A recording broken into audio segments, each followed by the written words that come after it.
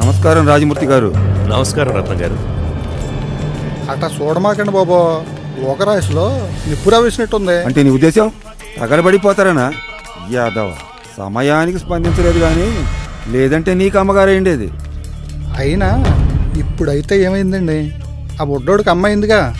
రోజు ఇసుక తట్టు ఎత్తి ఓ కోడి పెట్ట తిని కండలు పెంచినంత మాత్రాన అమ్మాయిలు పడరండి. అదొక కళ. కళ అయితే ఈరోజు ఖచ్చితంగా నీ కళ్ళకి వస్తాను రా. ఎందుకండి? ఈ నెల జీతం ఇవ్వను కదరా, ఎక్కువ. శతమానం భవతి శతాయుః పురుషస్యాయుష్యేవేంద్రియే ప్రతిష్ఠతి. అయ్యా రాజమూర్తి గారు, మీ సుపుత్రుడి యొక్క జాతకం మహర్దశ, నరసింహాంశ సంభూతుడైనటువంటి జాతక చక్రం ఇది. మహర్జాతకుడయ్యే అవకాశాలు కూడా చాలా ఉన్నాయి. అయ్యా, మీ వంశంలోనే ఇతడు ఒక మహావృక్షంలా ఎదుగుతాడు.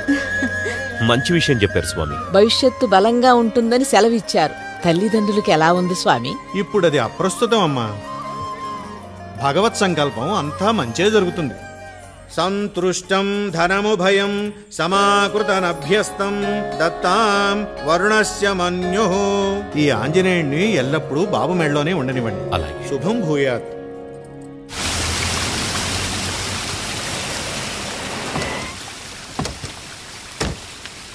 నమస్తే సార్. నమస్కారం. నమస్తే అండి. అందరికీ జీతాలు ఇచ్చేసినట్టేగా? ఇచ్చేసాను సార్. మీరు తీసుకున్నారా? లేదండి, మొన్నే కదా మా మనవరాలు పెళ్ళుందని ₹1,00,000 తీసుకున్నాను. అది పెళ్లి ఖర్చులకండి, ఇంటి ఖర్చులకొద్దా?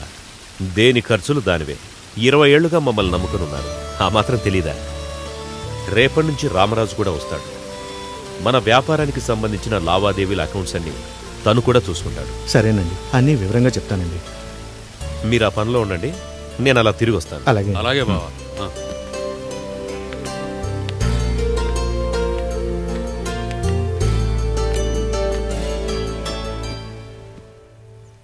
చెల్లెమ్మా, రామరాజేడి?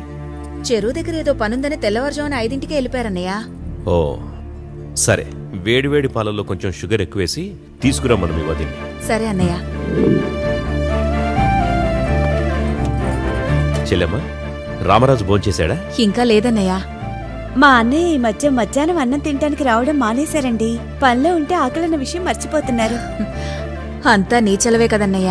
నాదేముందమ్మా, బావ మారాడు, అది చాలు మనకి. ఎన్ని కోట్లు సంపాదిస్తే వస్తుంది సంతోషం?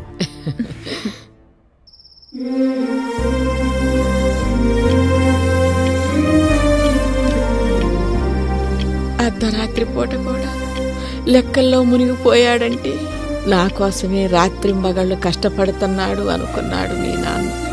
అది వాడు ఎదగటానికి చీకట్లో పునాదులేసుకుంటున్నాడనే విషయం గ్రహించలేకపోయాడు మీ నాన్న. నెలలు నిండిన మీ అత్తయ్య గమనించేలోగా మహాలక్ష్మి పుట్టింది.